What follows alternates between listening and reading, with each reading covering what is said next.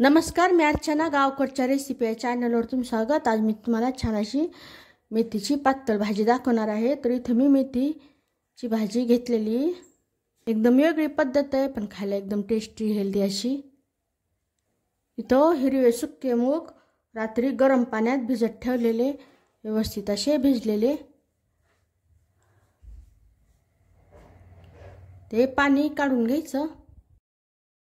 4 चमचे मूग भिजत घातलेले, भिजून दुप्पट होऊन गेलेले। तेल टाकायचं, तेलामध्ये मोहरी, जिरे, इथं लसणाच्या पाकळ्या सोलून अशा बारीक अशा कट केलेल्या, लसणाला छान असा खमंग सुगंध यायला सुरुवात झाली, थोडासा रंग बदलला की तो बारीक कट केलेला कांदा व्यवस्थित असं परतून घ्यायचं कच्चेपणा जाईपर्यंत। तो कांदा व्यवस्थित परतवला गेलेला, गॅसची आच एकदम मंद करायचा। आता यामध्ये बारीक कट केलेला टोमॅटो नुसतं मिक्स करून घ्यायचं, गॅसची आच मंद राहू द्यायची।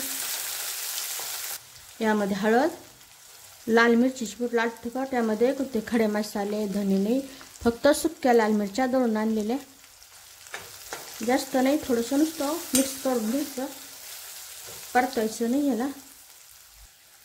ते मूग टाकायच्या मध्ये परतून घ्यायचं।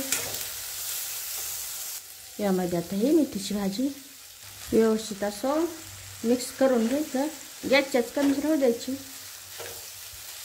व्यवस्थित असं मिक्स करून घेतलेलं, यामध्ये गरजेनुसार पाणी मिक्स करून घ्यायचं। पाणी टाकल्यानंतर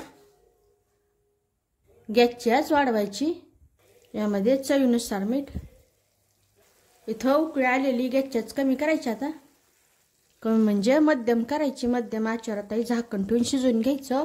मुगात ते ओले मूग शिजायला वेळ लागत नाही, तर अधूनमधून चेक करायचं।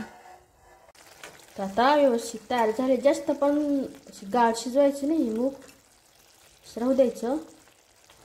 यामध्ये भाजलेल्या शेंगदाण्याचं कूट थोडंसं टाकायचं, छान अशी चव येते, दाटसरपणा येतो। शेंगदाणे व्यवस्थित भाजून त्याचा कूट बनवलेला तसं मिक्स करायचं, फक्त एखादा मिनिट असं राहू देऊ। आता हे झाकण न ठेवता गॅस बंद करून टाकायचं। 1 मिनिट झाल्यानंतर एकदम खमंग हेल्दी अशी मेथीची पातळ रस्साभाजी तयार झालेली, भाकरी, भात, चपाती सोबतही खाता येईल। नक्की बनवा, कशी झाली तेही कमेंटमध्ये सांगा। अशा माझ्या साध्या सोप्या पण हेल्दी टेस्टी रेसिपीज आवडत असतील तर माझ्या चॅनलला सबस्क्राईब करा। चॅनलवरच्या बाकी रेसिपीज आवडल्या तर त्यांनाही लाईक करा।